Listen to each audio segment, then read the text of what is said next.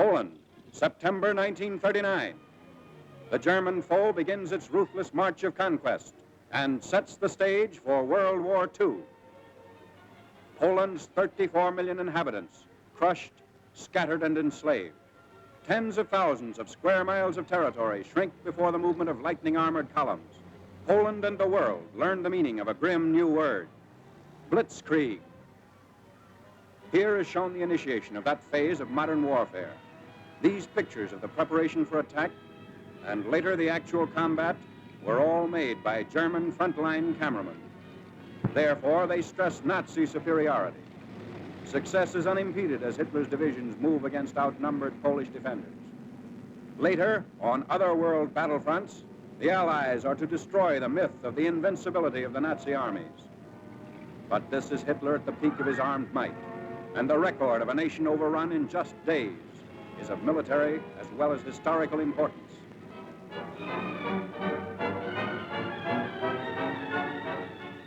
The spark is set off in the free city of Danzig.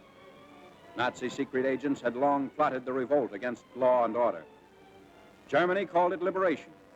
The world knew that Danzig represented the ignition of the European powder keg, the excuse for Hitler's hordes to begin their destructive campaign of conquest. Here is the historic last stand of Danzig's loyal defenders.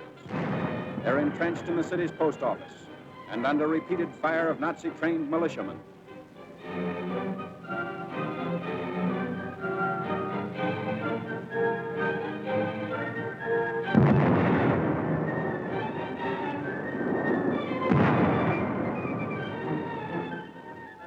Taking cover behind an advancing tank, the attackers move in. Gasoline is sprayed on the building, and its doom is sealed.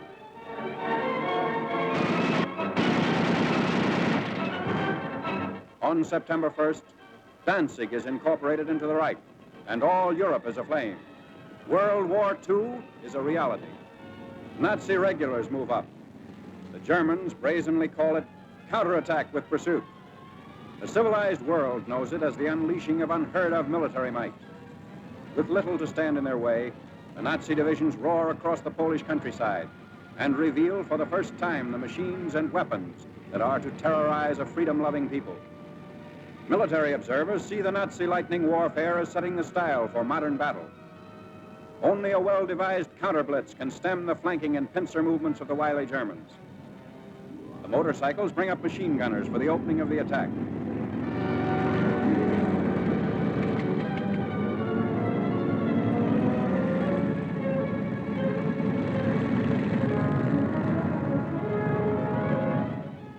Camouflage is used to best advantage.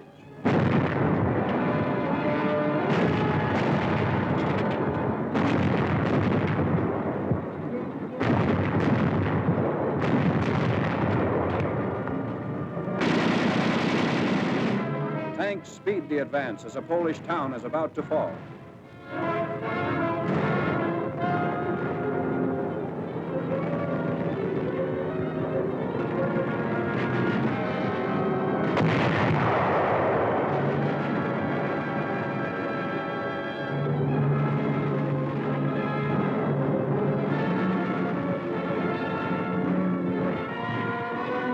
Before the day is out, the Nazis have occupied the town, which is still burning and in complete ruins.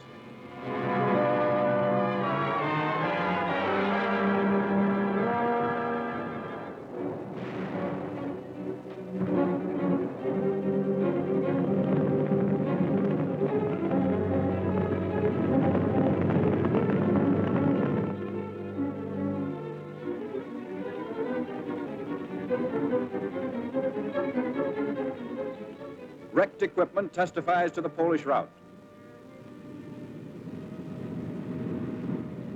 There's no halt in the wrecked town. The military timetable calls for the rushing up of troops for more blitz attacks. The German strategy is to isolate Polish forces as quickly as possible. So the Nazi columns move according to prearranged schedule. 30 to 37 miles per day is the German claim.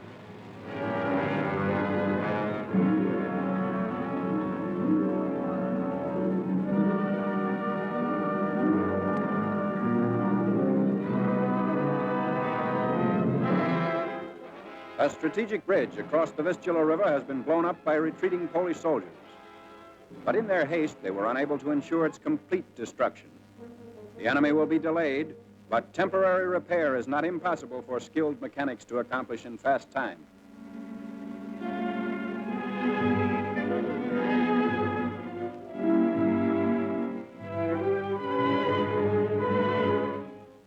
A German sapper detachment sent ahead of the fighting unit goes to work. These men are trained to construct emergency roads as well as bridges.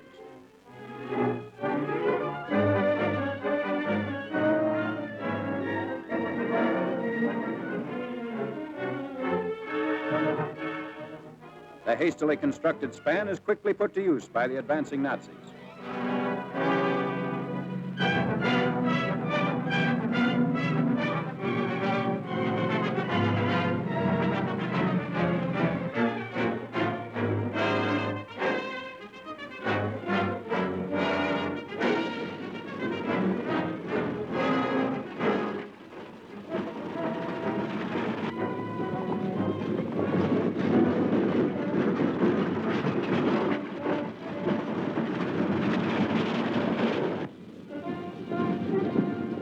Many units don't even wait for the repairs.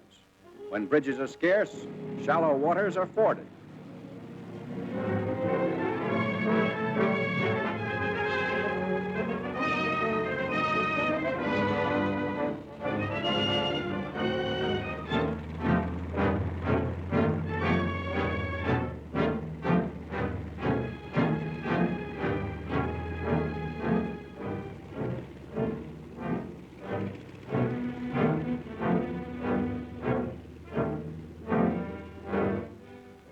The blitz-minded German generals even defy fatigue.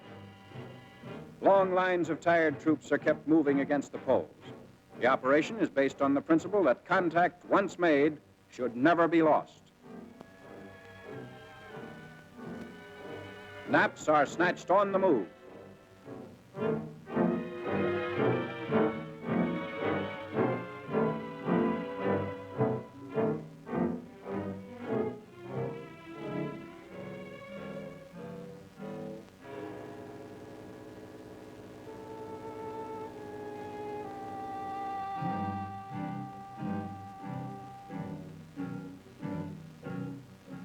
Complete halt comes only during the lull between battle movements.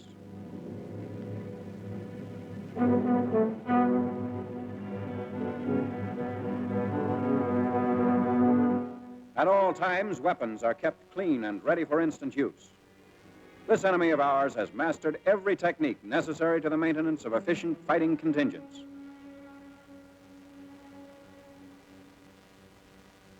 The Polish harbor of Gdynia.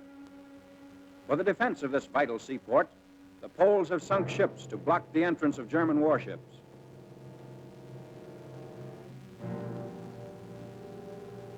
The Nazis direct their fire across the harbor. Military and naval forces are cooperating to bring about complete destruction of Polish defense installations.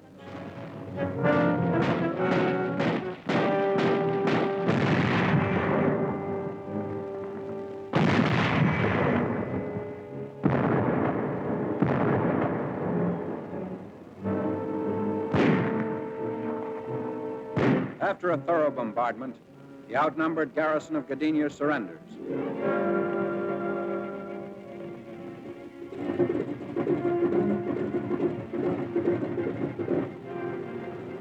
The Nazi air arm plays a major role in the wanton destruction of Polish territory.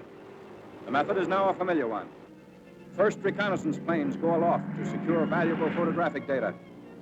The aerial pictures will show the movement and position of Polish troops, and also the undefended sectors that will supply easy targets for Nazi bombs.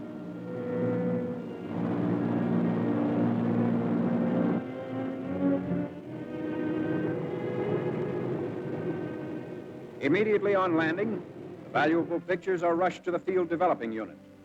Germans have stated that information thus revealed has formed the base for much of their decisive military operations in Poland. This photograph reveals a truck convoy, closely bunched at a crossroad. If proper distance and interval had been kept between vehicles, they would not be the target shown here.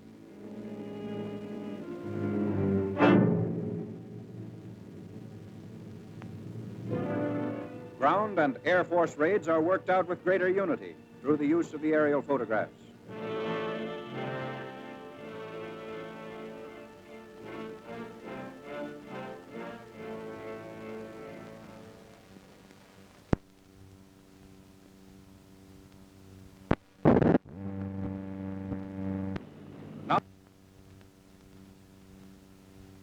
The preparation for attack by German fighter planes and bombers. Cases of bombs are continually unpacked, ready to supply the big ships as they land and take off again.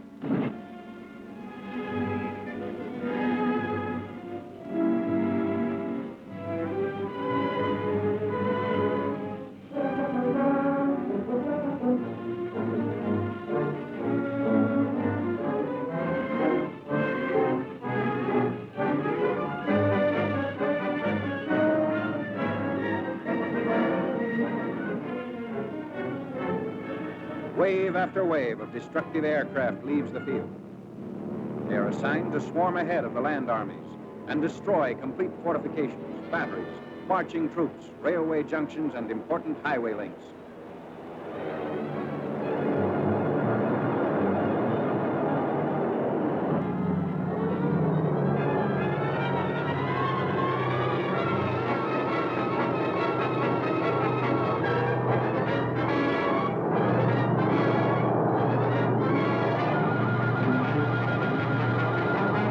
From the air, Germans are cutting off all avenues of escape for the Poles, who are now trapped in several pockets.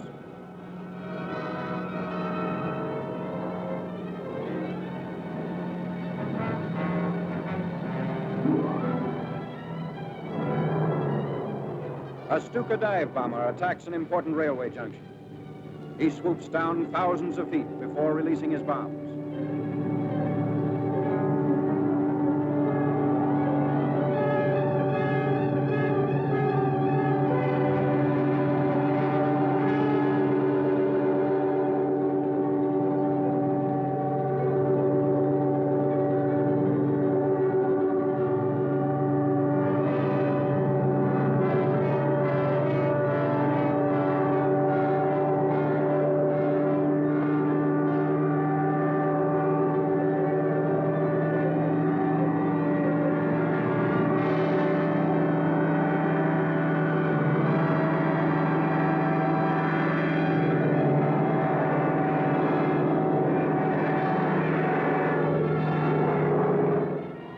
His hair-raising speed is stopped as he straightens out, barely 600 feet above the target.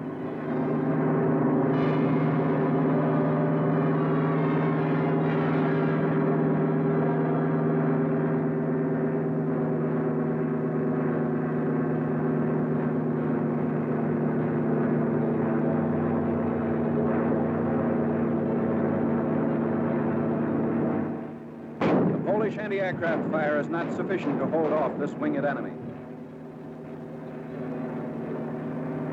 An awful panorama of ruin spreads out below. Bridges and communications have been destroyed. The railroad at this point has been rendered useless.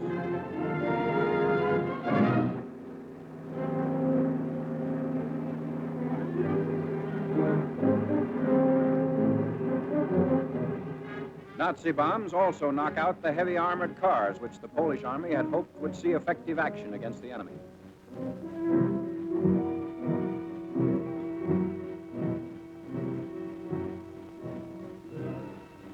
The siege of Warsaw. The big attack begins 31 miles outside the capital. Shells are dropped into Warsaw without let-up as day by day the Nazis forge a tighter ring of steel around the almost helpless city.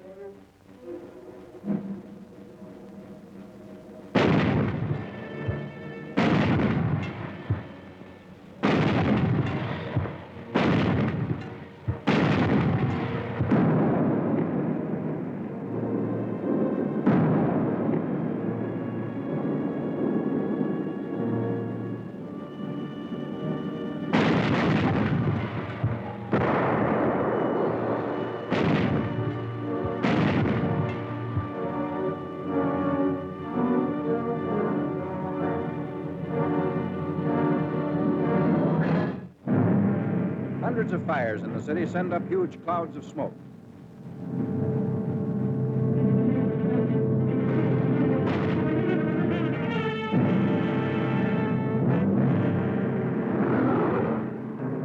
Warsaw is lost. The vicious Nazi attack has left the city in ruins. The Blitzkrieg has won the first round. In less than 30 days, Poland has fallen. Warsaw's final surrender comes on September 27th.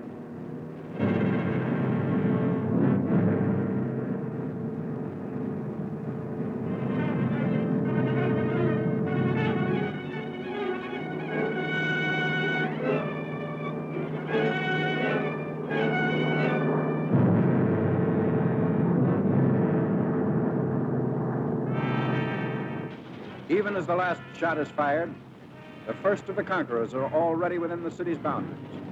Here again, the wreckage testifies to the fury of the Nazi assault.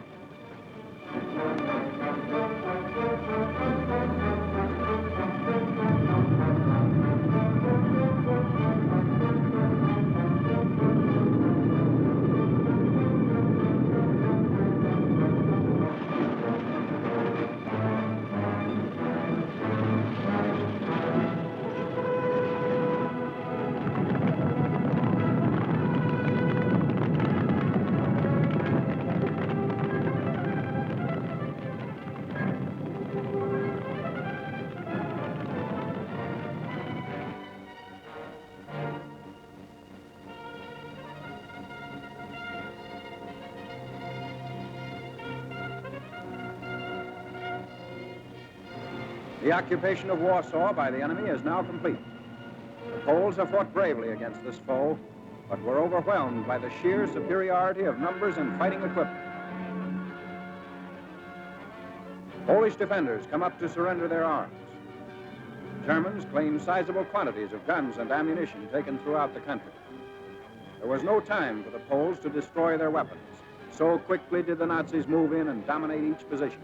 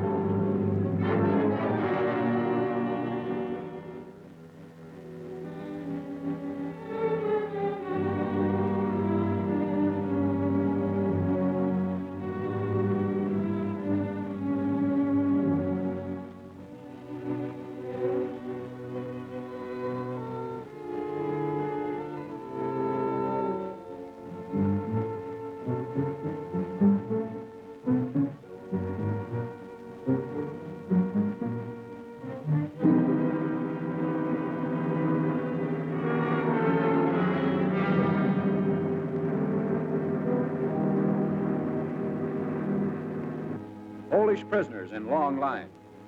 500,000 is the estimated total figure.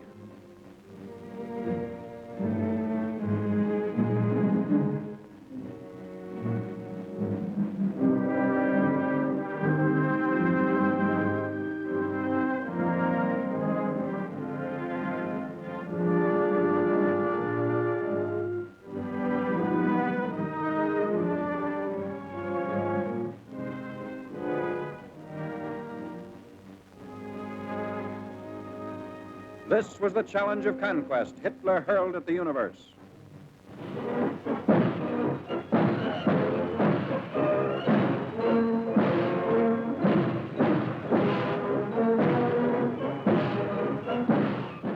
Arrogant, well-trained, the Nazis marched through Warsaw's streets. The world was permitted to view this display of military pomp and expected to bow before Germany's might. But the events of years following Poland's setback were to tell another story. The Allies are fighting to prove that these goose-stepping legions are not supermen, that the events of September 1939 shall never happen again.